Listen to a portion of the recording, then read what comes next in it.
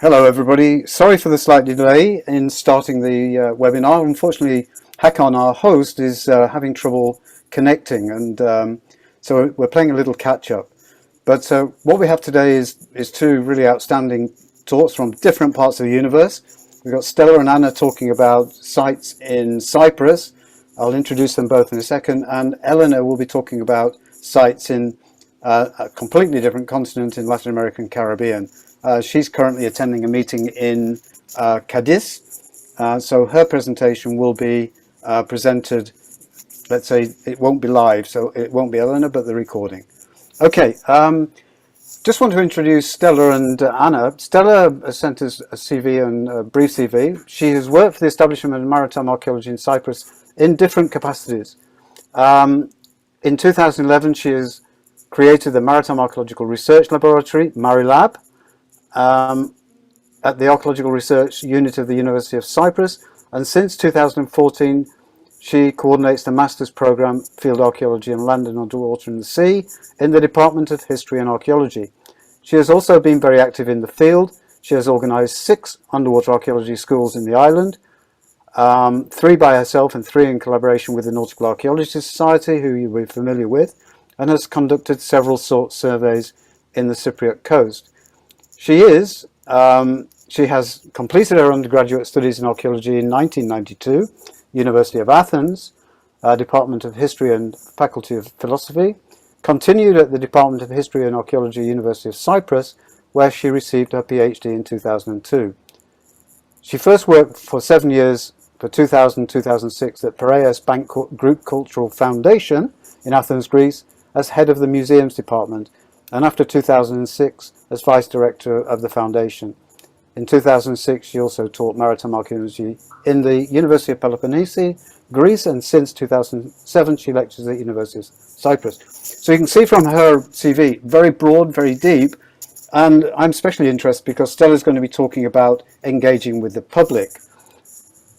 Just read you what I have for Anna. Anna Demetriou is a research fellow at the Maritime Research Lab, that's MARILAB 2, of the University of Cyprus. She holds a BA in archaeology, an MA in management and archaeological sites, and a PhD in maritime archaeology. She has participated in terrestrial archaeology projects in Cyprus and Greece, and has undertaken the preparation of museum exhibits in Cyprus and the United Kingdom. Since 2008, she has been involved in different aspects of marine cultural heritage through her engagement in several underwater archaeological projects in Cyprus and the development and implementation of a number of educational community programs.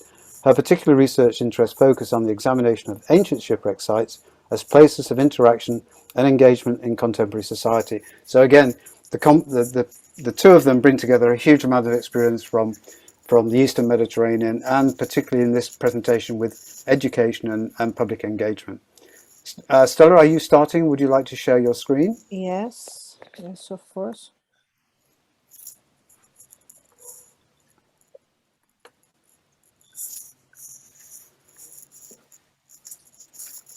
Can you all see my screen? Yep. Thank you, Stella. Perfect. Yep. So thank you, Chris, for these introductions, the kind introductions, and of course, thank you and Hakan both for organizing this webinar series. And good evening, good afternoon, good morning, I don't know, to everybody that is with us. So we will start with the Mediterranean, as Chris said, and the island of Cyprus. Well, underwater archaeology was only recently established in Cyprus, and by that I mean that it was only recently introduced in the local universities and institutions, because underwater archaeological activities have taken place in Cyprus since the early days of our discipline.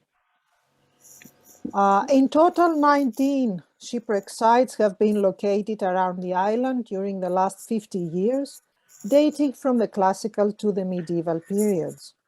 In most cases, their survey was restricted to their report, inspection, and photographic documentation.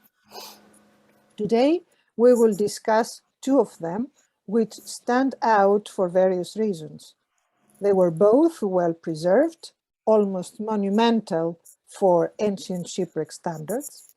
They were systematically excavated and public awareness activities have been organized around them. The first is the Kyrenia shipwreck.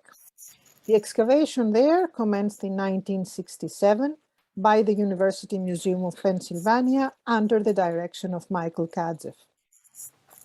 It marked a turning point in the history of our field because it brought to light an early 3rd century BC ship and her cargo in a state of preservation that was unprecedented for the period. Retaining a good part of its original structure, the hull of the ship was lifted, conserved, reconstructed, and published. Thus, the shipwreck, especially the ship, gained an exceptional place within the field of nautical archaeology, a place that she still holds. The exhibition of the ship and the finds was organized at the Kyrenia Castle very early, which, the castle I mean, gradually became the second most popular historic monument of the island back then because of this exhibition.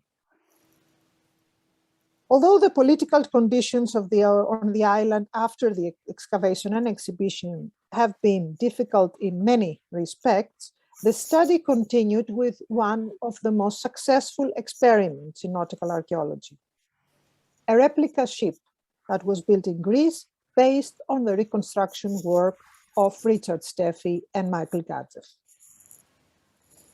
30 years after her launch and after several successful experimental trips, Kyrenia II, that was the name of the replica ship, was granted to the Thalassa Museum at Agia Napa, Cyprus in 2006, where she has been exhibited ever since. But there was already another fully operational ship in the Cypriot waters, the Kyrenia Liberty, another replica ship that is, which is still used for sea trials and training. Gradually, the ship of Kyrenia, not necessarily the shipwreck, became part or even a telling symbol in the contemporary Cypriot society. The second shipwreck under discussion was discovered 40 years after the first.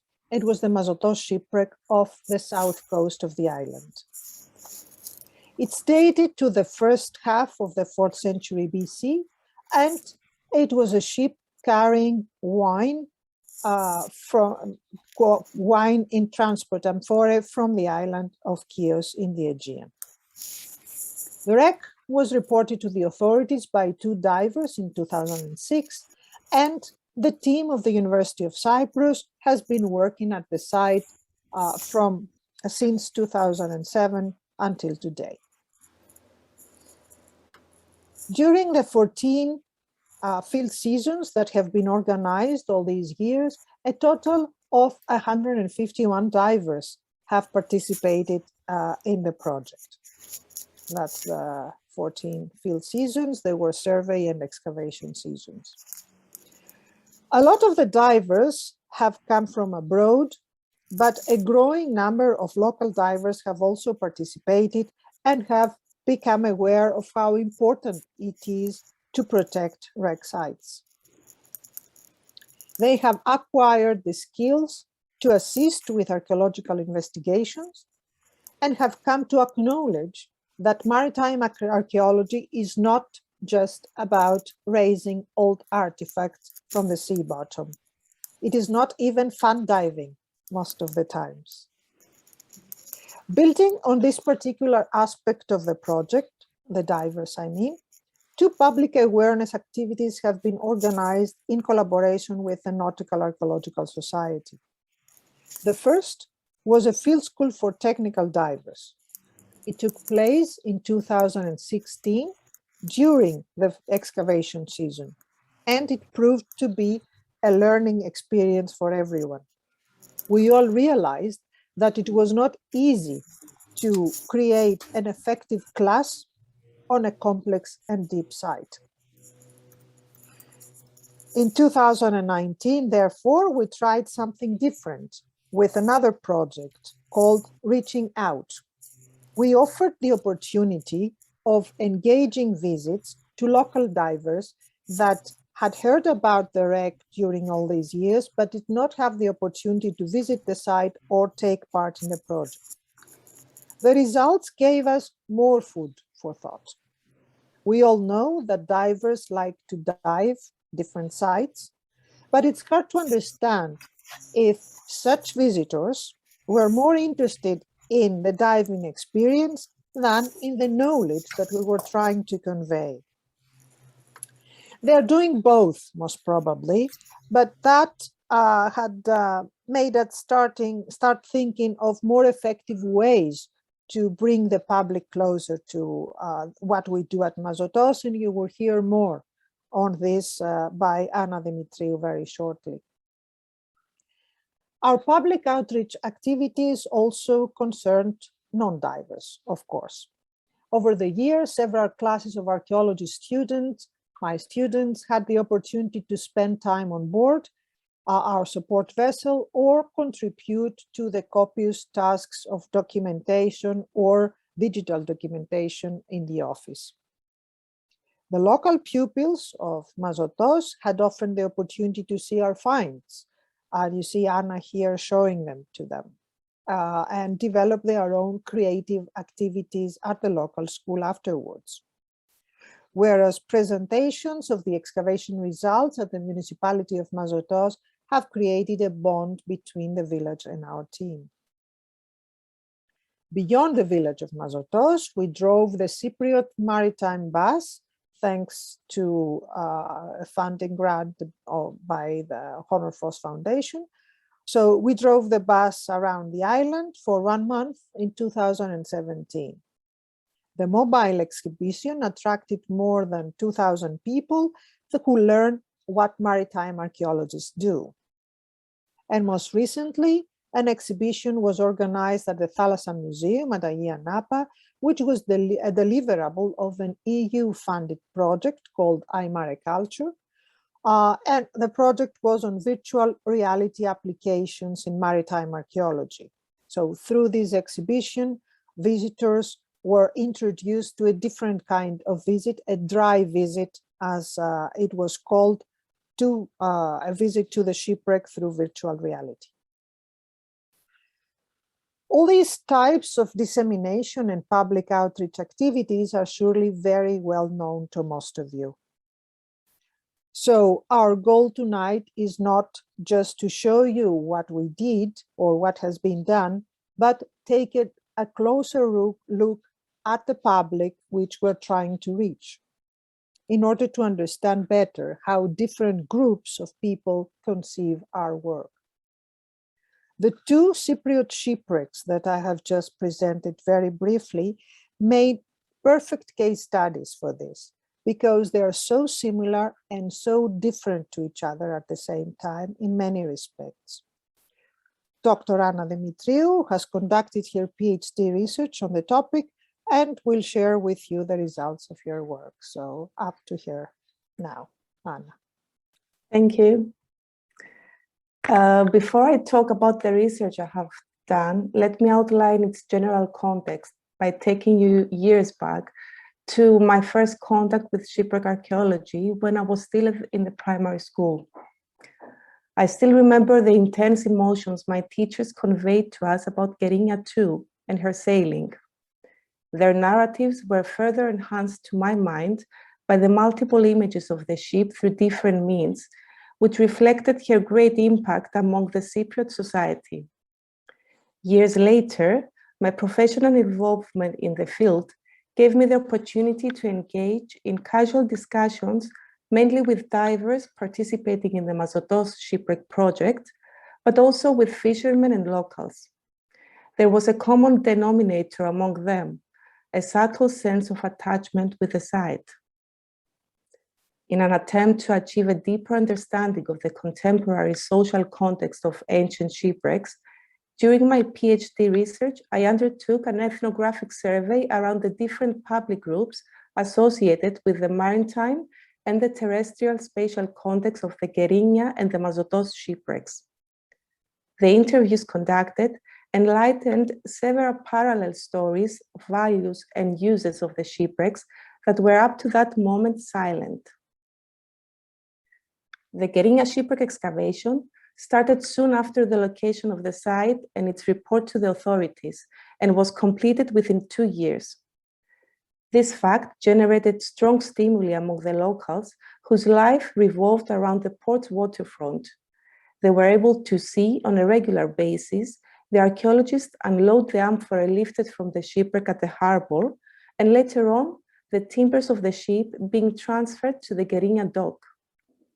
Their experience was enriched by the national and international interest around the site, as expressed through the presentations already described.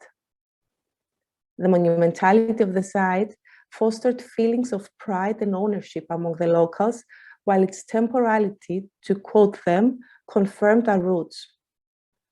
For the local community, though, the shipwreck was not confined to an abstract association with the distant past. The shipwreck was linked with their present, their daily routine engagements with boats and the subsequent social relations that evolved around the sea. As this factor played a key role in the production of their collective identity, the locals of Geringa felt an instant bond with the ship. It affirmed the most basic aspect of their identity, their maritimity, which they felt singled them out as a community. The intimate bond the locals felt around the Geringa ship motivated them to seek an active role in the ship's contemporary biography years later. The second replica of the Geringa ship, Geringa Liberty, was constructed in 2003 on a local community's initiative. The primary role of Geringa Liberty is to continue the experimental archaeology practices initiated with Geringa II. The locals, who are responsible for the maintenance of the ship, organize and implement the experiments in collaboration with the Geringa Shipwreck project team. In this way, they reproduce the activities and social relationships developed around the Geringa Sea. In turn, these practices create new experiences and new social memories with reference to the past, which bond the locals of Geringa together. At the same time, alternative practices were developed around the Geringa Liberty. Over the years, locals have been engaged in teaching ancient sailing techniques to the public and have developed educational programs for school children, all on a voluntary basis. Stemming from a sense of pride and ownership, the locals participate actively in the research, protection, and promotion of an important aspect of their material past, which affirms their maritimity. The situation is more complex around the Mazotos shipwreck. Since the 1970s, when the site was first located by fishermen, separate encounters were established around it by distinct social groups. From a distance for the local community, from the surface for the fishermen, and from the depths for the divers. Its report to the authorities in 2006 disrupted the existing dynamics between the shipwreck and the groups associated with it. Also, the fact that its excavation is still ongoing, 11 years following its initiation, set the grounds for the establishment of new relationships and the development of new negotiations around the site. Mazotos village is located just 2.5 kilometers from the shore. However, the sea was excluded from the locals' everyday life. Therefore, the stories spread in the village since the 1970s about the location of a shipwreck in the area never attracted their interest. Their detachment with the site continued during the first years following its report and the initiation of the Mazotos shipwreck project. Back then, the village had not been used as the base of the archaeological team. Therefore, the interaction between the local community and the archaeologists, the only possible mediators with the shipwreck, was for years non-existent. Despite the numerous presentations of the site in the national press, the land-oriented local community did not express any particular interest in the shipwreck. It was only following 2015, when the Mazotos team camp was transferred to the village, that the situation gradually changed. Even though the locals could not see any of the processes taking place on the site, their interaction with the team generated for the first time a bond with the shipwreck. This was enhanced by the several activities that took place. Although there is no cultural association between the village and the site, locals developed a sense of ownership justified by its contemporary spatial context. For them, the monumentality of the site responds to their need for a researched, scientifically legitimate past to differentiate them from other communities. These associations gradually generated an emotional bond, which, as already described, engaged people in activities that strengthened their bonds with the site. The situation is different with the fishermen community, the first social group to develop interactions with the site when their nets were wedged under some strange rock that attracts fish.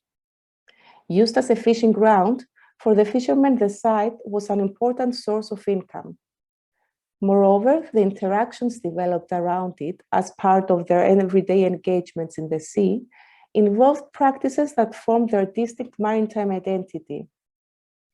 Its report did not affect immediately those associations, as fishermen continued to use the site as a fishing ground. In fact, their existing connection with the shipwreck is so strong that despite our efforts to approach them, fishermen chose not to be engaged with the Mazotos shipwreck project in any way. Finally, the shipwreck was also engaged in a direct interaction with recreational divers since the 2000s, when deep diving expanded on the island.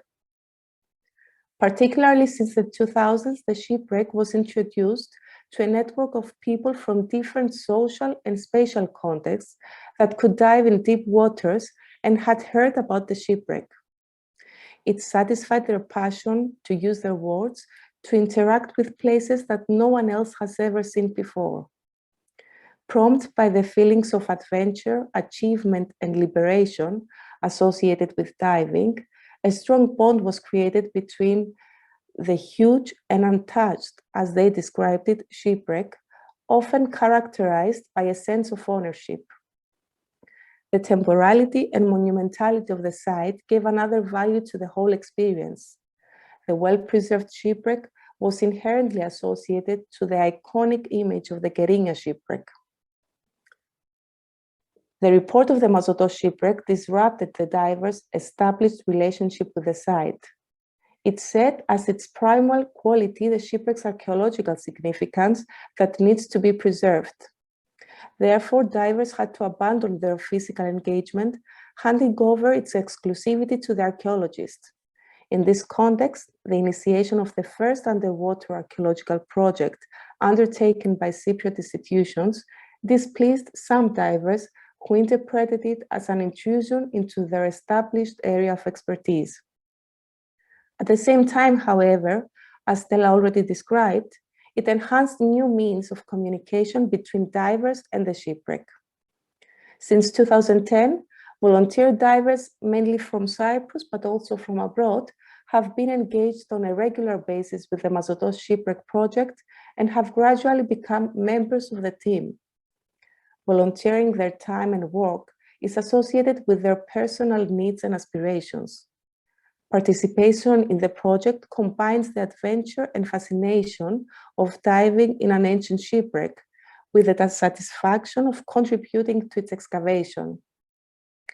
Through time, the interaction between archaeologists and divers transformed the Mazotos shipwreck into a shared space of communication between the official and non-official approaches towards ancient shipwrecks.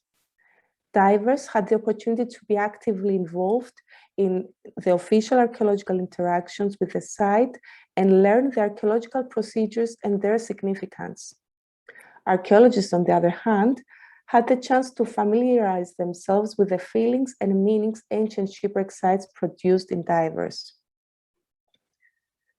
The experience gained through the excavation of the two well-preserved shipwrecks and the ethnographic survey undertaken highlights the grounds on which public outreach programs should develop. The public is not a homogeneous group of people. It is composed of separate community groups whose distinct social and spatial background and their separate encounters with the sea accord to the site's different roles and meanings. Research should embrace these complexities in order to develop activities that respond to the particularities and needs of each social group. Ancient shipwrecks generate a significant impact among the public, as the example of the Gerinia shipwreck underlined. In fact, the interest of the wider public is induced by the ship itself. The reconstruction of the Gerinia shipwreck, the Gerinia II, was an opportunity for the public to sense and visualize the ship in multiple ways and places. Through this, the public was able to appreciate the qualities and importance not only of the replica, but also of the shipwreck. Turning to the local communities, as they are spatially associated with the contemporary location of shipwrecks, they connect the sites with their collective local identities and subsequently develop a sense of ownership around them. As our experience has shown, this bond cannot take a concrete form unless a direct relationship is carved with the local communities through alternative methods of approach. These may not directly serve the main scope of public presentation to raise awareness of the value and the need for the protection of ancient shipwrecks. However, encouraging the local communities to sense the site as their own and to play an active role in their contemporary biographies could, in the long run, prove to be invaluable for the protection of shipwrecks. Fishermen, on the other hand, although sensing shipwrecks only indirectly, create the most intimate bonds with the sites as they constitute part of their everyday engagements and the source of their livelihood. However, as the Mazotos case has shown, this relationship is so strong that any other activity developed around the sites remains beyond their interest. Finally, divers represent the most complex community group associated with the sites. Training and incorporating divers in the archaeological team has certainly positive outcomes. However, this method of approach can only attract a very limited number of divers that have the eagerness and the time to devote to archaeological projects on a regular basis. In fact, what most of the divers seek is just to dive on an ancient shipwreck. In this context, visits to shipwrecks located in deep waters are different from visits to other types of sites, either maritime such as harbors or terrestrial. The immersion in deep waters requires technical knowledge and certain preparatory procedures. It also entails bodily, sensory, and emotional modifications, which in most cases multiply with deeper depths. For this reason, the primary incentive for divers to visit such sites is not always curiosity about the past, but the experience as such. This feeling is further enhanced by the fact that no complete interpretation can be achieved in the underwater environment, as the Cyprus example has indicated. Therefore, if raising awareness among the diving community is what we seek, maybe we should consider the type of experience one could offer around ancient shipwrecks in order to achieve a comprehensive presentation and interpretation of the sites. Thank you. Thank you, Stella. Thank you, Anna. Do we have any questions? And can you direct them through the chat?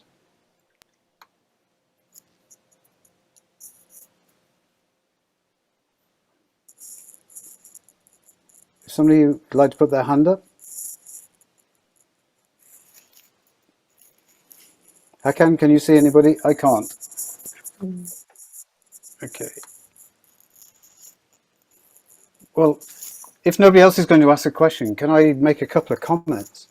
As both Stella and Anna will be aware, I've had a good long-term connection with the NES and public archaeology in general, and I can say with my hand on my heart that was extremely clear in dealing with all the issues from the early finding of a shipwreck, and obviously I'm thinking a little bit about the Mary Rose here in the background because it has a similar sort of trend and timeline and importance nationally to Cyprus as did the Mary Rose in the UK, but similar things appeared, and the way you've articulated all of those issues, it sets an absolutely terrific, let's say, benchmark for people to look at. And I really hope people look at your presentation, because it does identify the challenges, the need for inclusivity, all of the things that you guys will be completely familiar with, but some people starting public archaeology and knowing how to reach out to the public will probably be in a way lost, because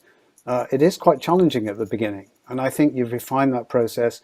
Clearly it fits the Cypriot requirement, which is obviously, you know, national identity. All of those things are important in this, but I think it was extremely clear. So very, very many thanks from my point of view, and I hope the listeners felt the same about the presentation. Hakan, do you have any comments? I hear you joined us. No? No, thank you for your comments, Chris. Indeed, you know very, very well the challenges in all these activities. And what we wanted to share with you is that nothing is straightforward. No, we cannot just have standard practices and to expect them to be successful or have the same impact everywhere in every site with any public group. This does not work anymore. So yes, there are standard practices, but all to take into consideration for sure. Yeah. Yes, completely agree with that, Stella. Everything has to be tailored to a particular site and sort of local identity and local need. Any further comments before we move on to Elena?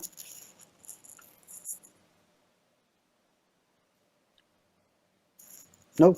Okay, thanks, Stella and Anna. Super presentation. I think there is a comment. Sorry. Oh, is there? There is sorry, a I can't see question it. in the chat.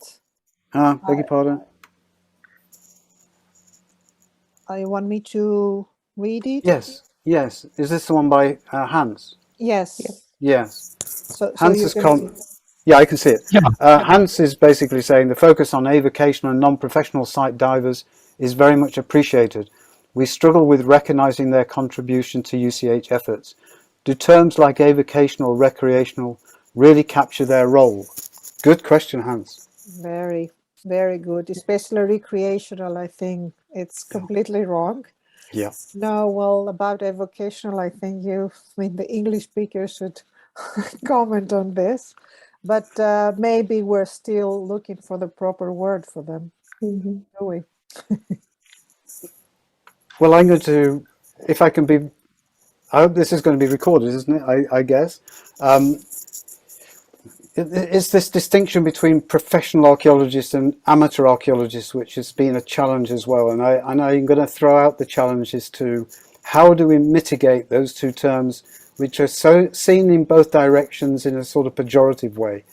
And we need the public to help us record sites. It has to be done under the right circumstances and with the leadership of trained archaeologists. But as you've both demonstrated, there is a role, and I suspect within the current environment we're facing in terms of the challenges to heritage within the post-pandemic era, then we're going to need them more, and the climate change, we're going to need them more than ever. So there's a challenge. Come up with another term. Yes. Yes. Okay, fantastic. I guess I'm going to have to share my screen for Eleanor's presentation. Okay, thank you, Chris. We are going away. Thank you. Yeah, please. No, you're very welcome.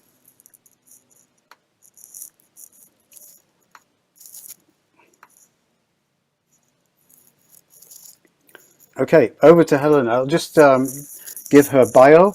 Elena Barber Maneke is a Mexican archaeologist who graduated from the National School of Anthropology and History, INA, of the National Institute of Anthropology and History, INA.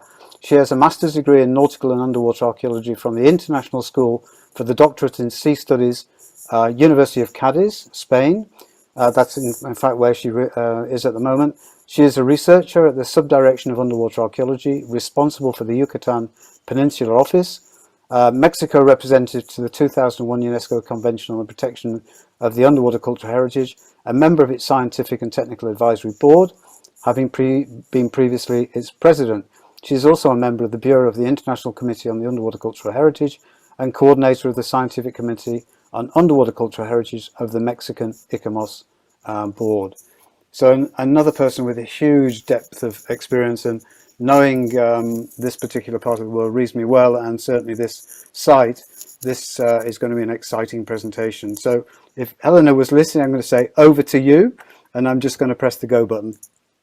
Hi everyone, I am grateful for the invitation to the coordinators for this event and which economies are Christopher Underwood. Next I share the video of the conference titled Underwater Cultural Heritage in the Yucatan Peninsula, Mexico. The submerged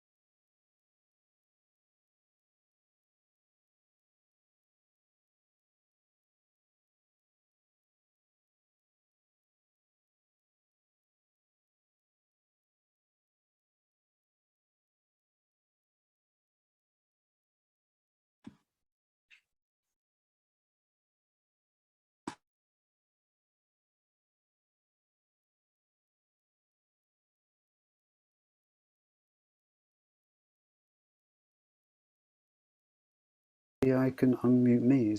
Will that no? Oh,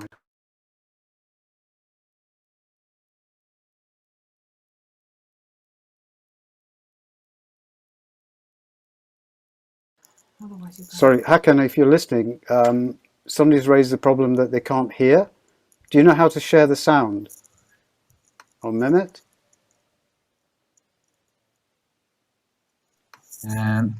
Dear Dr. Underwood, when Yeah. you're sharing the presentation, you will see a little box about the sound. You need to check that and you need to share again. Okay, where does it say that? When you press the share screen button, Yeah. you will see the screens, and also you will see the little box, the corner of the left corner of the window. You need to check that box for the voice. Is that WebEx? Is that right? I can share the video presentation if you want. Yeah, I think it may be sensible for you to do it. Yeah. Okay.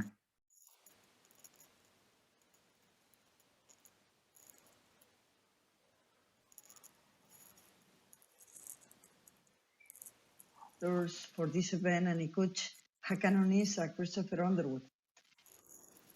Next, I share the video of the conference titled Underwater Cultural Heritage in the Yucatan Peninsula, Mexico, the submerged cave of Hoyo Negro, Quintana Roo.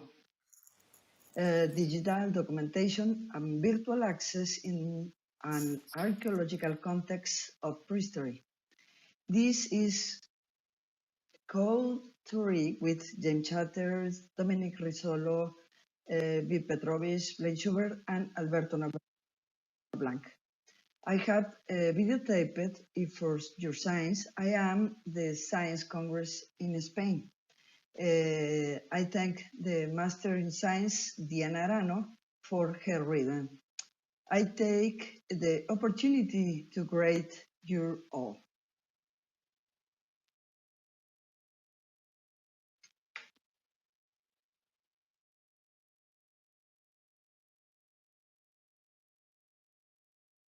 The Yucatan Peninsula is a broad, low, almost level limestone platform formed largely during the Cenozoic as sea level rose and fell over a fragment of air crust.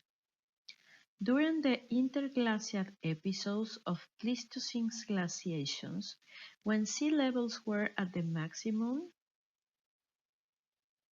slightly acidic brackish water dissolved extensive karstic tunnels along the east coast of the peninsula. Rainwater expanded and decorated these when sea levels fell.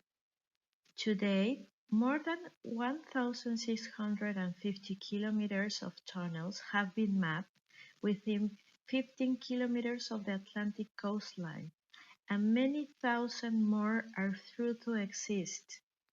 During the glacial episodes like the Wisconsin, when sea levels were depressed as much as 130 meters, animals and later people entered these tunnels through sinkholes, seeking water or refuge.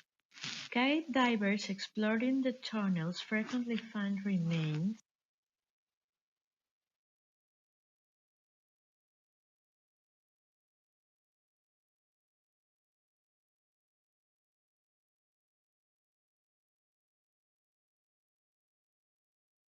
of megafauna like this extinct gomphotherium or this giant ground sloth. They also encounter human skeletons, some of them, like this Changhol specimen, representing the terminal Pleistocene or earliest Oligocene. Recently, divers from the UNESCO-recognized NGO SINDAC discovered extensive oak remains 10 to 12,000 years old deep with the tunnels, providing direct evidence of why people entered the caves. The most spectacular of the finds in the caves is Hoyo Negro. The site was discovered in 2007 by another team of cave divers who had chosen to map a cave called Outland, which is located about 10 kilometers north of the city of Tulum. As they extended their guidelines through broad, highly decorated tunnels where they encountered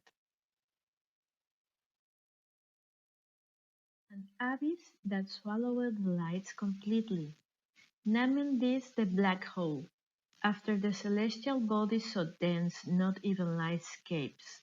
They returned a few weeks later with better lights.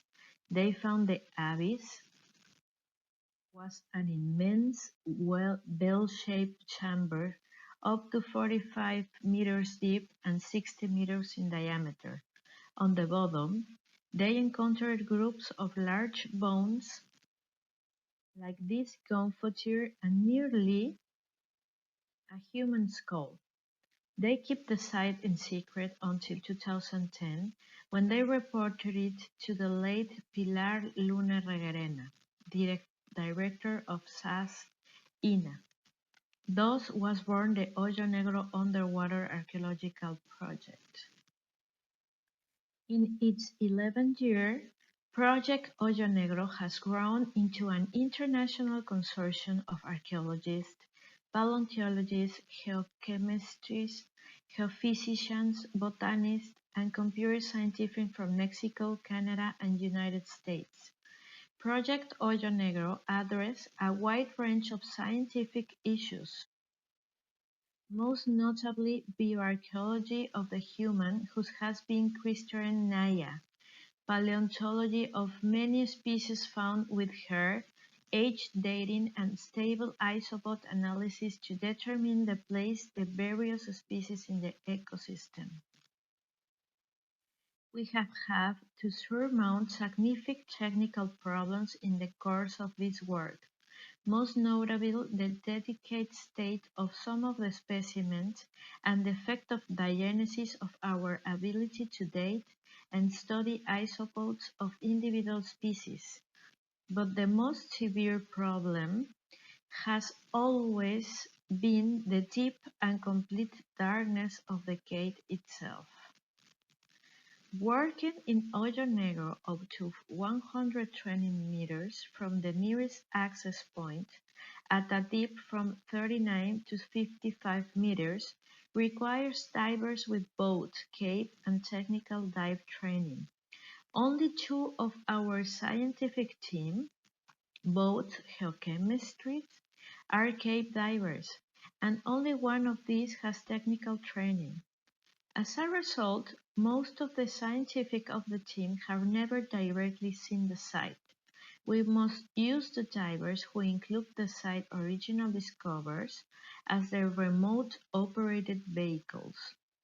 Working with photos, videos, and samples they bring to the surface, we work with them to devise a plan to see them into the depths.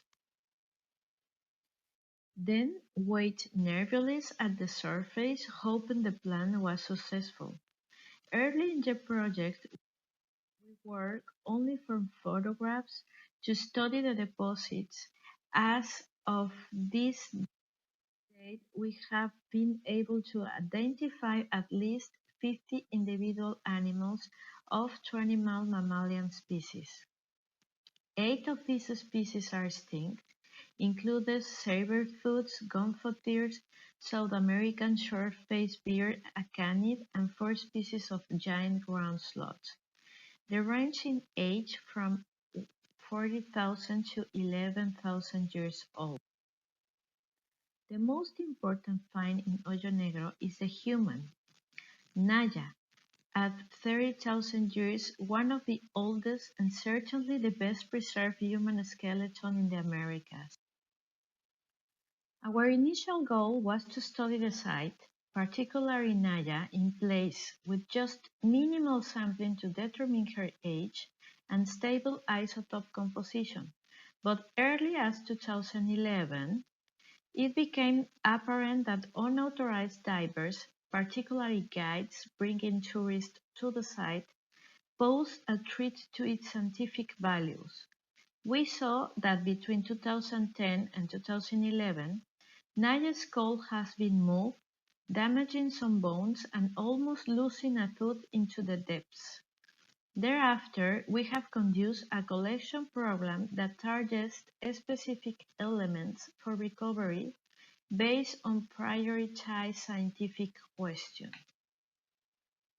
Our work is facilitated by the use of high-resolution scale photographs and the three-dimensional models created from the using of structure from motion software.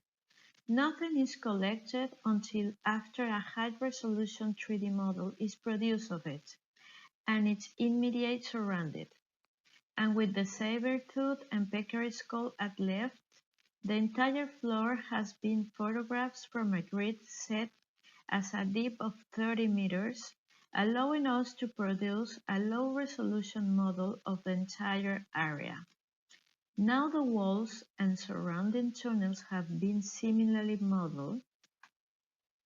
The models are manipulated using 3D platform BSCAR, which combines models of all scales. These calls allow our non-diving scientific to study the site remotely, often in more detail than the divers can themselves when in person. I will walk you through some of the model's features, but first, a brief flight through the site.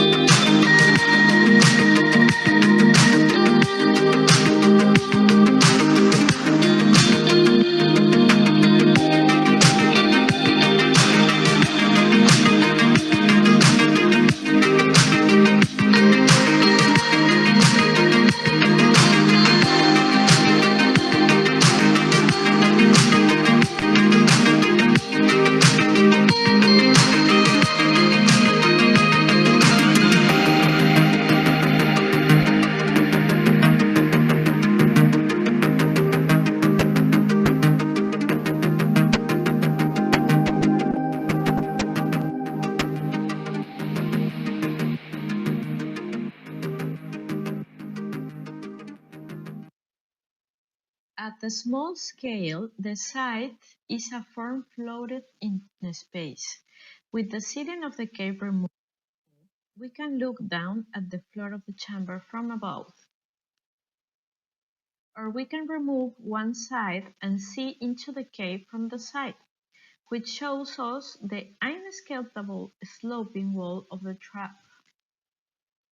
We can cut thin slices from the model to produce illustrations, like this north-south cross-section. We can use the model to study the specimen distribution. The high-resolution models representing fossil groups appear as bright yellow spots. In this image, which includes slices from the chamber floats of this rim, we can see where those fossil groups lie in relation with the rim, which shows that animals do not lie where they fell from the rim into the floor, but probably fell into water and floated.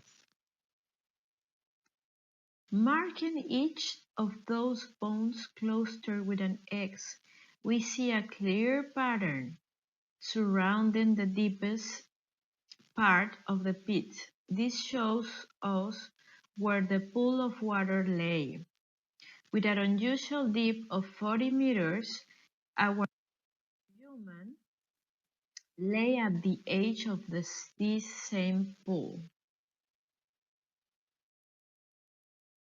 The model has measure function, so we can measure the distance in any dimension among the bones of a single animal. In this case, we are looking at groups of bones from one of the Shasta group slots in this site.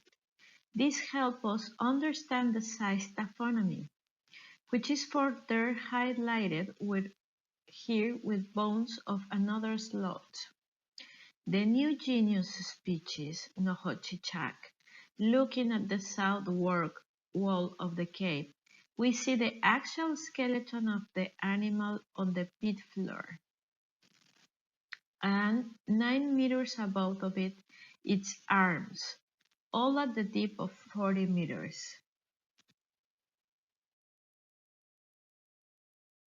They show where the water surface lay as the animal decomposed. The west to east scatter shows that the animal's part drifted eastward. This pattern was repeated in nearly all animals, including Naya, providing she too fell into water. Working at a smaller scales, we have been able to inventory individual skeletons. Because bones are better lighted in the models than they are in persons for the divers, to look under and around bones to better make identification and even discover new specimens. An example of this tiny skull of a spotted Scot. Whether or not we collect specimens, we can study them in detail, inventorying elements, obtaining measurements or bones, and preparing for recovery, as in these examples of Naya. Here we see the leg and pelvis of 4 bones grouping from this young woman. Seeing closer, we use the grid function to determine her overall size, and could even obtain an accurate measurement to correctly scale the box to recover those bones. Sure has a function allowing a portion of a model to be isolated and removed for use elsewhere. We have 2 examples.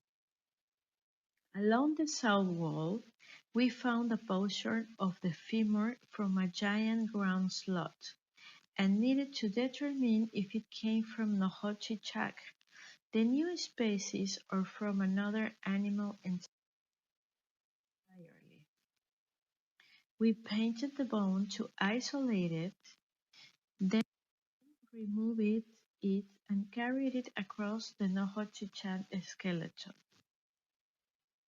where the last femur was similarly isolated. It was apparent these were not only different individuals, but different species, so we collect the fragment for identification. The best example of how Visual works for us is the 2019 collection of the Synchron of Nohochi-chan, seen here in its original context, partially buried in guano. We painted the synchron as before, and our model developed, bit Petrovic, created from it a separate model, which he repaired by mirroring and sent to the mechanical engineer to design a crack belt for carrying the bone to the surface. The cradle was made out of styrofoam and coated with fiberglass, with the styrofoam removed and hardware added. The cradle worked perfectly to bring 30 kilograms 1 meter wide bone safely from the cave.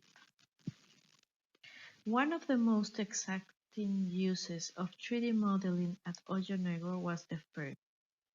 In 2011, the first year of field work, we obtained a structurally light image of Naya's skull from which a 3D model was produced. This model was printed to full scale and uses as the basis for a facial reconstruction of the cranium in 2014.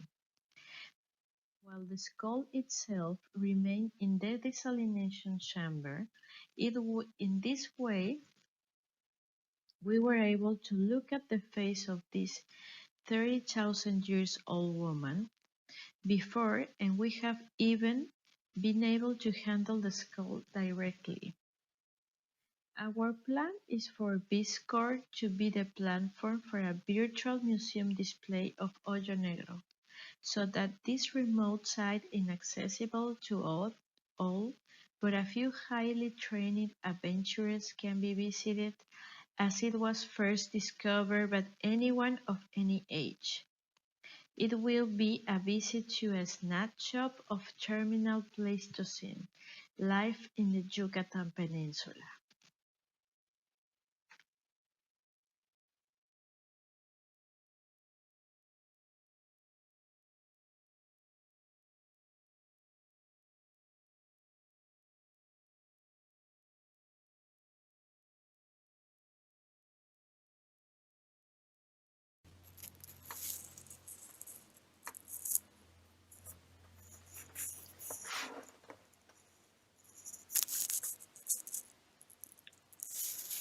Hello everybody.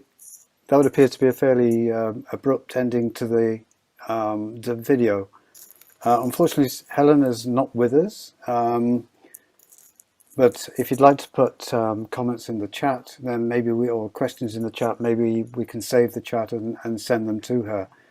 What I would say about that from my own perspective is that I worked with Pilar and Elena on an NES course for the team. It must have been over 10 years ago now, when they were first beginning to investigate and obviously declared the site to INA. The group were highly motivated, and I would like to think that Pilar and Elena would share my comment when they have behaved without fault. They've invested their own finances in the early days in creating a mesh or a block to the cenote. Clearly that wasn't totally successful, but they tried everything they could in their power, both within the law of INA and Mexico, to make the site as safe as possible.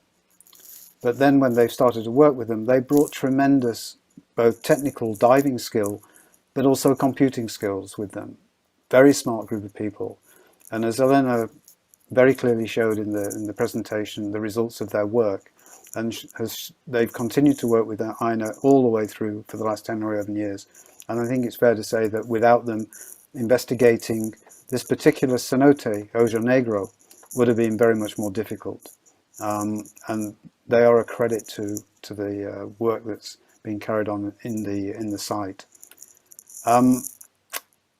Unless anybody's got more comments to put in the chat, I think we can bring the webinar to a close with a final statement. If Hakan's there, can you contribute, Hakan? If not, no. I would just like to say that I think we've seen two amazing exemplars of the public outreach and the benefits of working with the public in two very different sites, but two incredibly important, or several very important sites, and shows the amazing... Hakan is in the waiting room. And it just shows the benefit of working together and the inclusivity and everything that comes from that. Two outstanding examples. So, unless Hakan can talk. Hakan, can you hear me? Can you speak?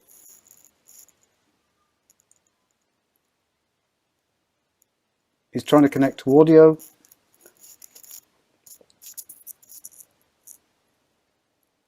It would appear to be impossible. Okay, everybody. Well, thank you for your patience today. We've had one or two technical issues. Apparently, the grey bands are something to do with settings and security, which are seemingly quite difficult to remove. But hopefully, by the next webinar in a month's time, we may have sorted that as well. Okay. Well, thank you, everybody. Thank you for joining us, and see you next time.